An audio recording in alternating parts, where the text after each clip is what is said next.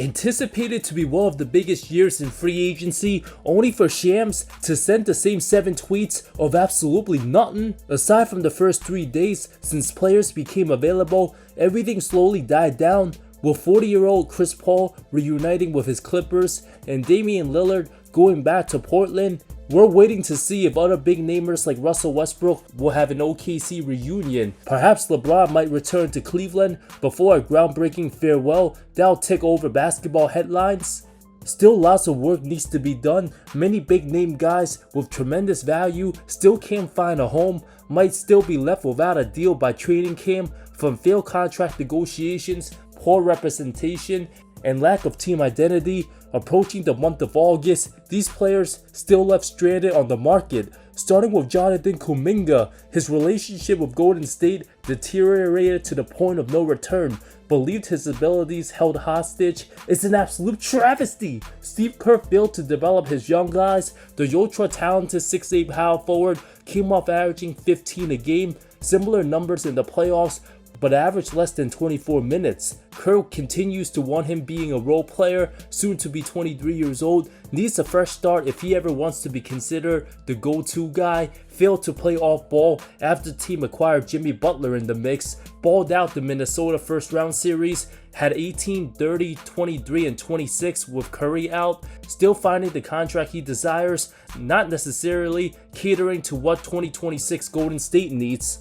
Still tons of upside here and there. There's a reason why he was picked 7 4 years ago. Other teams very hesitant to pay him 9 figures. His agent reportedly held decisions with Golden State officials, even hopes of securing short-term deal. What the hell is he thinking? Are we closer to seeing another Dennis Schroeder Lakers situation from a few years back? Kuminga might not understand the league doesn't want him at the price he thinks he's worth. 30 mil annually for somebody who gets benched half the time? Delusional. The longer this stalls, a 1-year deal guaranteed with a player option second season could just be the move. His camp, Golden State, and everything surrounding him, an absolute travesty of a summer. Josh Giddey, a breakout year, but what's his ceiling? A top 35 player? Can he even be top 20? There's a massive difference. If Jalen Suggs got 5 years 150 and Emmanuel Quickly 5 years 162, then Giddey should easily have similar offers, but the cheap franchise hasn't offered more than 4 years 20 mil annually. Ownership content with being mid. No team outside of Chicago expressed legit interest due to his contract demands. Not good enough to be considered a first option on a contender. Just a pretty good player, means teams don't want to overpay a guy like him. At this point in time, the market just fully expects Josh to sign with the Bulls. Came off averaging 15, 8, and 7. Many Chicago fans rather see Giddey on another uniform than the franchise giving him 30 mil annually rest of the decade, only to end up in the play-in again. An all-around terrible summer to being a restricted free agent. I predict Josh and the Bulls settle for somewhere between 22 to 24 mil annually, the most logical for both parties. Quentin Grimes, tough spot being in Philly's high payroll and disastrous long-term contracts for Paul George and Joel Embiid. They lucked out going third in the draft, landed VJ Edgecombe. Going forward, losing Grimes less of an issue. Now 25 years old, had his breakout after traded from the Mavs, averaged 22 a game in 28 contests, asking for around 25 mil. He's not getting that after 2 months of balling out for a team that's trying to lose. We learned what happened with Davis Bertans years ago in Washington. Might be forced to accept a qualifying offer to becoming an unrestricted free agent next season. The market already dried up, somewhere settling in the teens, very reasonable. Franchise focusing more on Maxey, Jaren McCain, and VJ over what Grimes gave them. Unless Danny Ainge wants to screw around, forcing Philly to match an overpriced asset. Grimes getting somewhere 4 years between 60 to 70 million, around the mid-level exception, should be what he's expecting. The longer this drags on, he's not going to have much of a choice.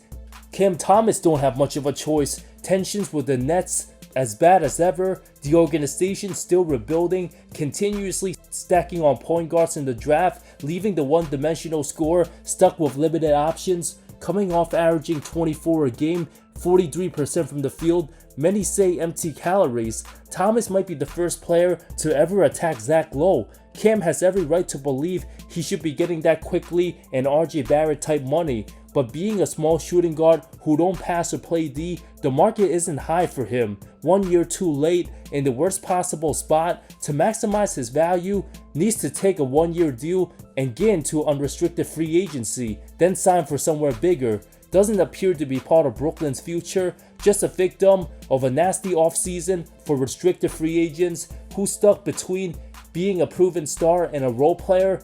If restricted guys all reached the deal before teams eligible to sign unrestricted ones, things would have turned out differently. Cam just looking like an undersized Kevin Martin type guy seeking $30 million a year, delusional. Since the 2023 deadline, the Nets 38 and 73 overall when Thomas plays. Him, Giddey, Grimes, and Kuminga will need to cry in their safe spaces. Might have to just settle for 1 year $15 million, then reach unrestricted. Doesn't seem like the Nets have any faith in him. Will probably end up on a tanking team for years and have a similar career path to Colin Sexton.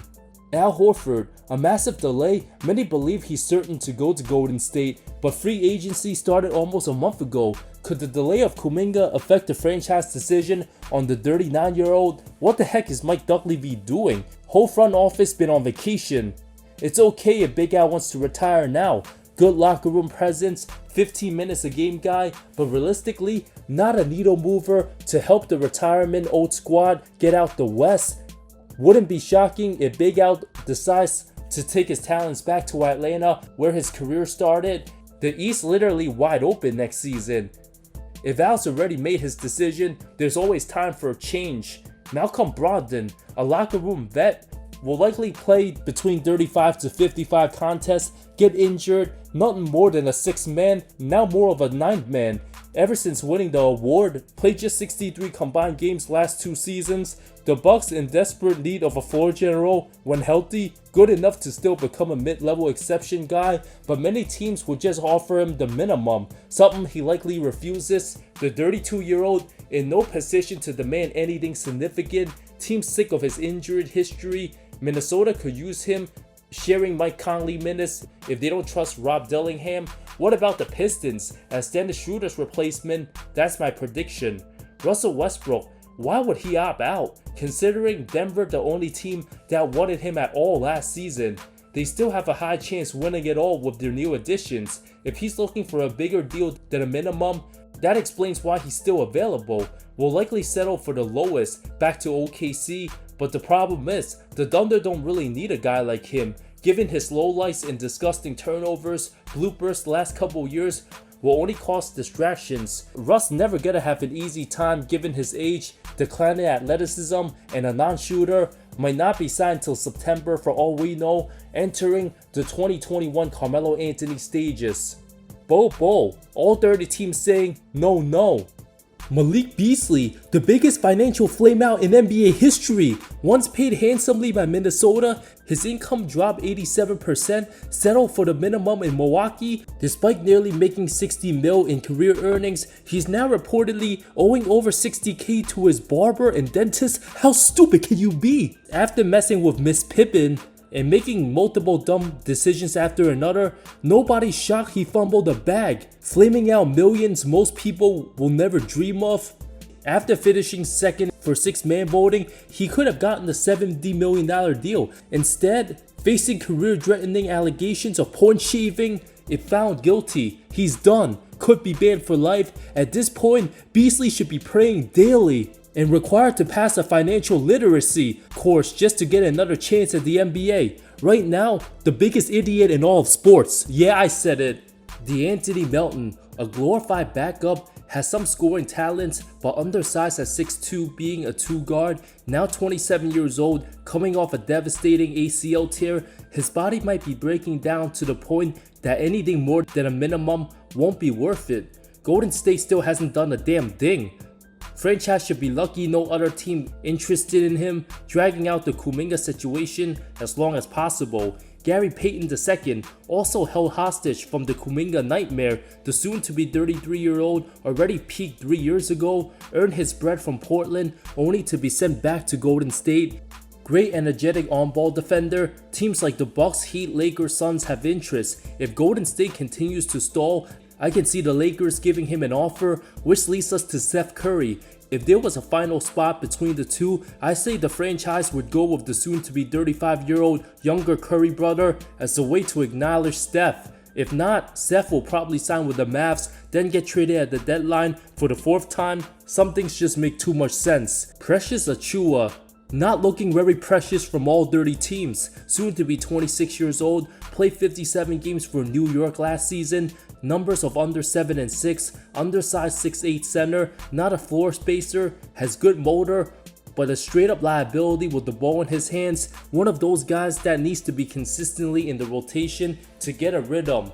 When he's getting DMPs, going to struggle big time. Not starting material anywhere, there's a 50-50 chance Precious ends up overseas given his solid moments for the 2024 playoff Knicks. It's an absolute travesty. The NBA hasn't expanded to 32 teams yet. Given the league catering to specific role players, Achiuwa's skill set doesn't fit what teams are looking for. The NBA badly needs an expansion. Alec Burks, 34 years old, getting to that near retirement age for a role player, averaged 7.3 points with Miami a season ago.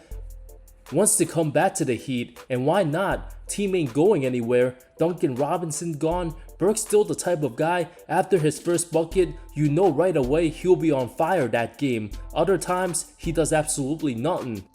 If Miami don't give him another shot, might not be picked up until deadline or take his talents overseas. Thomas Bryant, a poor backup center, perfect dirt stringer, bounced around 5 different teams, best remembered for being ready to catch the ball on the post at all times, especially in iconic moments. Soon to be 28 years old, has good spirits, his positive attitude as a teammate, the only thing that's saving him going forward. An awful defender, had big injuries in the past, ruined his progress, not the most coordinated, has bad hands, crushed by Mitchell Robinson on the glass conference finals. Given there's only a few superstar centers today, if this was the 2000s era, Bryant would have been quickly signed as a third string backup in the West, only to foul prime Shaq. Overseas his likely destination. Amir Coffey, 28-year-old role player, spent 6 seasons with the Clippers, averaged nearly 10-2-1, fell out the rotation after Bogdanovic started to heat up, mixed too many boneheaded mistakes, a good spot-up shooter from the corners, 6'7" but slim, gets overpowered by bigger guys, shot 41% from deep last season. Unless he rejected a bunch of minimum deals, his best bet, 3 years, $18 million, being ranked as a net negative gives many teams a reason why not to sign him. Chris Boucher, already 32, many thought he's like 26, a 10-5 guy last season, his best days behind him. It's an absolute travesty. Masai Ujiri didn't trade his center before many deadlines when his value's still high for a couple years. Boucher's deal expired for absolutely nothing. Would have been what Denver wanted had Jonas Valanciunas decided to take his talents overseas. Unless Chris asking too much, the market's already dried up. The new second apron crippling the paychecks of players his level. It's about money more than his abilities at this point. Boucher could be waiting to see what happens with Al Horford with Golden State. Chris probably the backup if Big Al decides for other plans. Brandon Boston Jr. put up 11 a game for New Orleans, but empty stats, can't shoot, not a playmaker. Pelicans should have kept him given all their bad luck and injuries. Brandon likely be signed by training camp, none other than the Boston Celtics, cause why not? Has 6-man upside as a scorer, only 23 years old. Trey Lyles, former lottery pick from 2015 class, overseas on the horizon. If he struggles playing for Sacramento, soon to be 30 years old, it's either one more year max and that's it.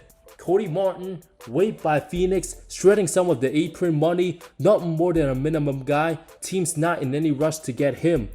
Orlando Robinson hasn't been much as a backup center. Landry Shamet probably back to the Knicks on a minimum, proved himself with his work ethic and 3-point shooting, snapped his second round curse, absolutely deserves another shot at the NBA for that. Alex Len definitely overseas after that epic travesty of a debut for the Lakers. Mo Bamba, adios, he's not good.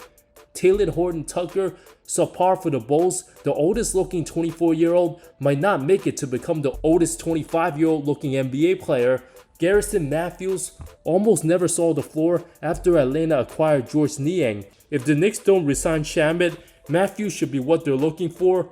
Monte Morris, irrelevant after playing with Jokic. Overseas next, it is what it is. Markelle Fultz could be teaming up with Ben Simmons in China for all we know. Barely did much with the Kings, got his confidence shattered. Orlando gave him multiple chances and he couldn't stay healthy. One of the saddest number 1 picks we've seen. Amani Bates needs to prove himself in the G League or go overseas. From high school phenom to epic boss, his development stalled for a multitude of reasons. Bones Highland and Cam Reddish just become the J.R. Smith in China, and maybe they'll get another chance at the NBA. Corey Joseph and DeAndre Jordan on verge of retirement. They had stellar careers, deserves to be celebrated. Tristan Thompson, either another year with Cleveland or retirement. The days of Jay Crowder and Taj Gibson pretty much coming to an end.